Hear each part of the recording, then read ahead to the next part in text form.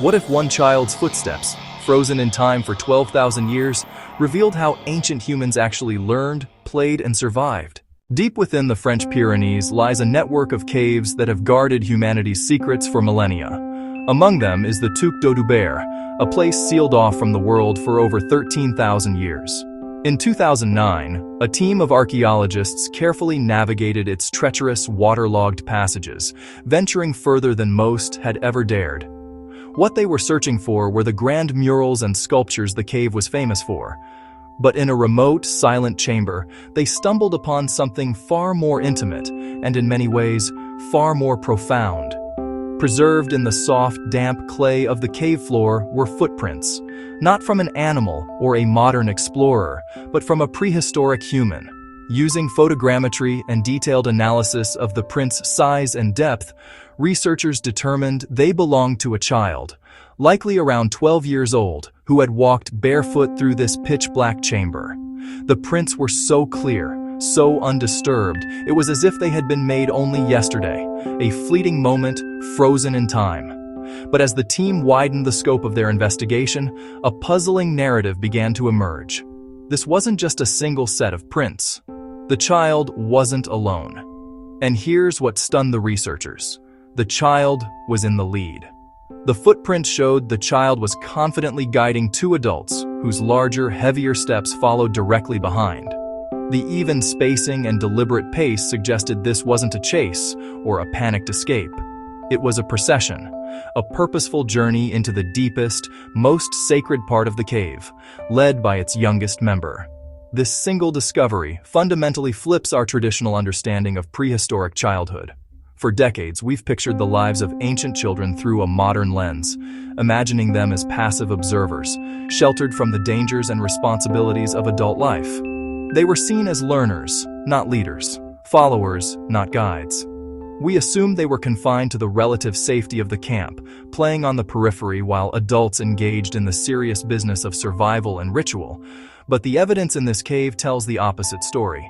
It suggests that children were not just present in these profound ritualistic spaces.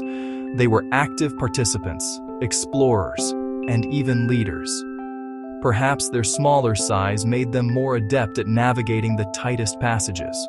Or maybe, in a world without our rigid concepts of age and authority, their role was seen as spiritually significant.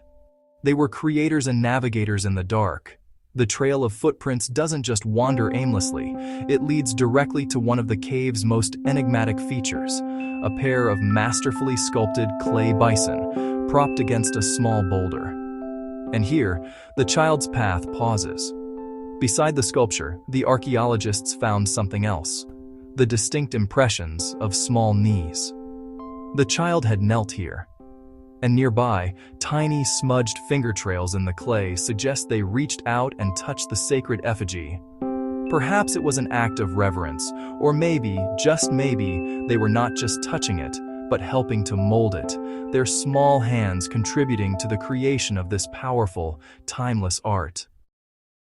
This discovery is a powerful reminder that our scientific theories, especially those about something as intimate as a primitive childhood, are not timeless, objective truths carved in stone. For decades, the prevailing view often painted prehistoric children as passive figures, their lives merely a prelude to a harsh adult existence. But these theories are not pure fact. They're shaped by modern assumptions and cultural biases about what childhood is or should be. We project our own narratives backward in time, and in doing so, we risk silencing the very subjects we seek to understand. Every fossil, every tool, and every footprint like this one directly challenges the theoretical lens we use to view the past. These small impressions in the mud don't just offer data, they demand a new story. They force us to question the frameworks we've built and to consider that ancient children possessed agency, curiosity, and a rich inner world of their own. This is why science isn't just about collecting data.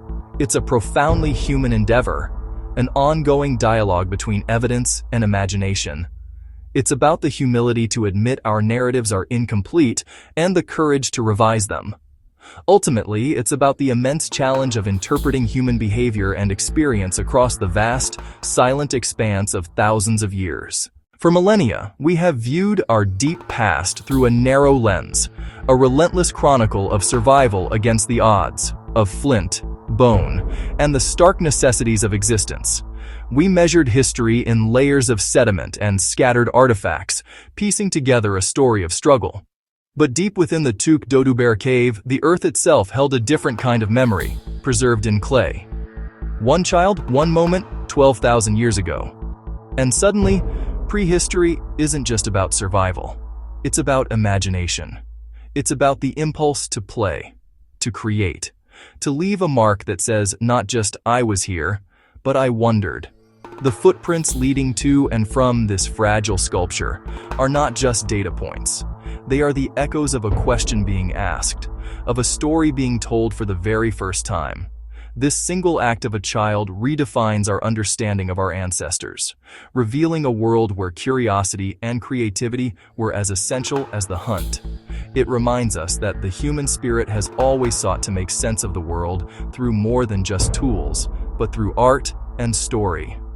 Like and subscribe for more untold stories that blend philosophy and prehistory.